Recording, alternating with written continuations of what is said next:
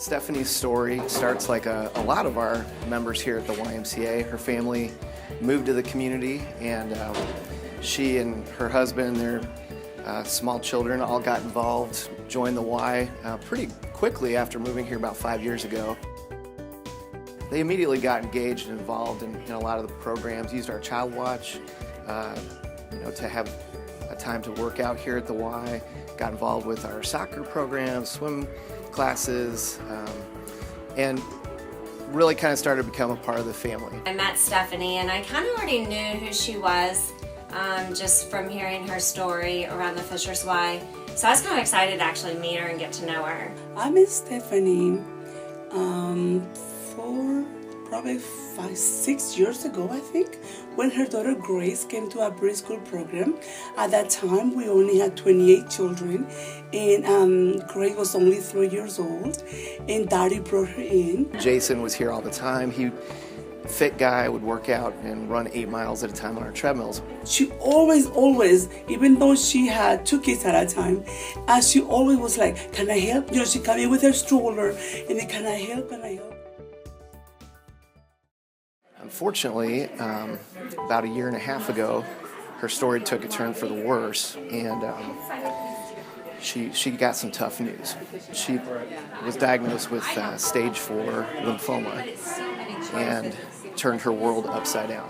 As if that's not enough, about 2 months later, she finds out some even more life-changing news, and tragically, her 43-year-old husband, Jason, comes home and takes a nap and never wakes up, and had a brain aneurysm while they were in their house. My name is Stephanie. I've been in Fishers about 5 years, and I've been a member of the Y almost that long. A little over a year ago, I got diagnosed with stage 4 lymphoma, and then 2 months later, my husband passed away.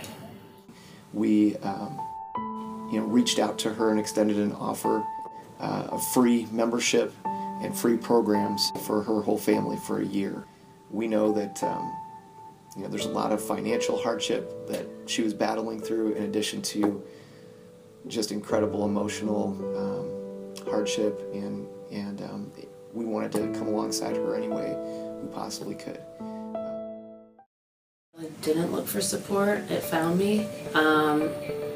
From the get-go, people were bringing meals and, all sorts of things. The Y reached out to me and contacted me and offered assistance in my membership and in any programs I wanted for the kids, including my son's tuition.